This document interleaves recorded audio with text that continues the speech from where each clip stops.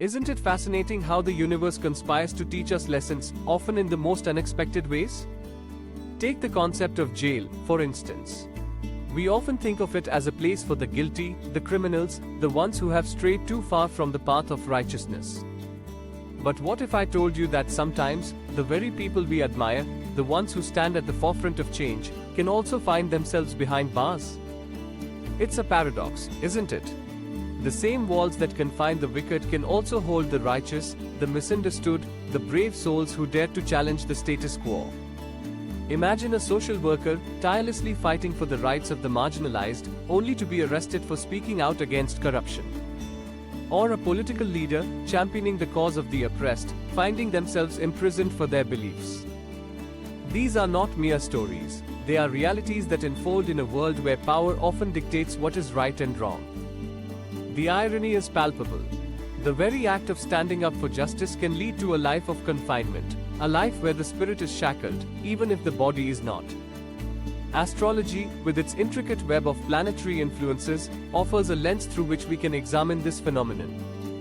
The concept of Bandhan Yoga, or jail yoga, suggests that certain planetary alignments can predispose individuals to imprisonment, not just in the physical sense but also mentally. It's a reminder that restrictions can manifest in various forms.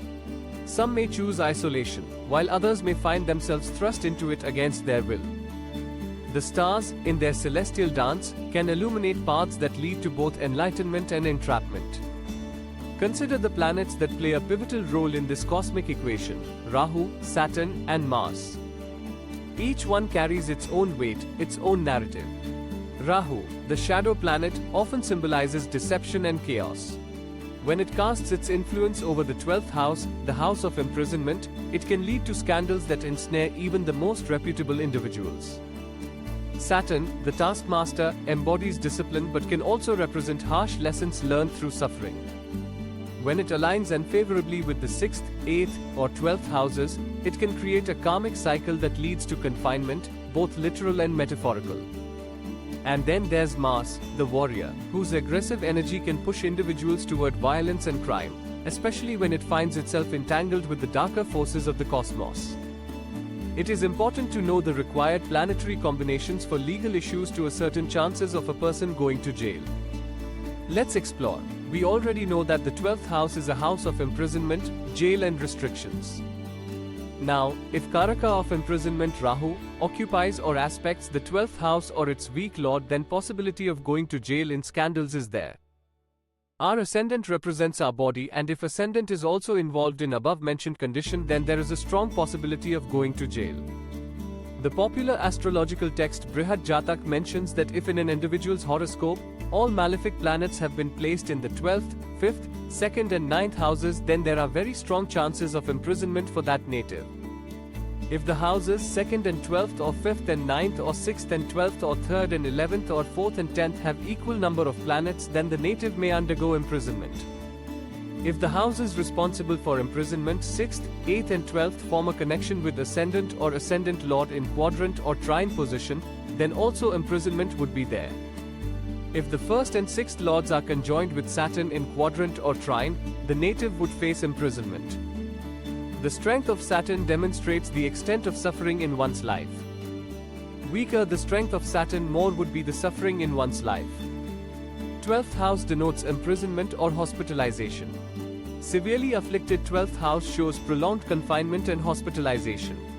Yet, it's important to recognize that not all who face these challenges are destined for a life of despair. The strength of Saturn, for instance, can vary from one individual to another. A weaker Saturn may indicate greater suffering, but it can also serve as a catalyst for growth and transformation. The same can be said for the influence of benefic planets. A strong Jupiter or Venus can mitigate the effects of malefic alignments, offering a glimmer of hope amidst the darkness. It's a reminder that even in the face of adversity, there is potential for redemption, for change, for a new beginning. So, as we reflect on the nature of imprisonment, let us remember that it is not solely a place for the guilty. It is a complex web of human experience, a journey that can encompass both the sinner and the saint. The stars may guide us, but it is our choices, our actions, and our willingness to confront the shadows within that ultimately determine our path. In the end, perhaps the greatest prison is not the one made of brick and mortar, but the one we create within ourselves. And the key to freedom lies in our hands, waiting to be discovered.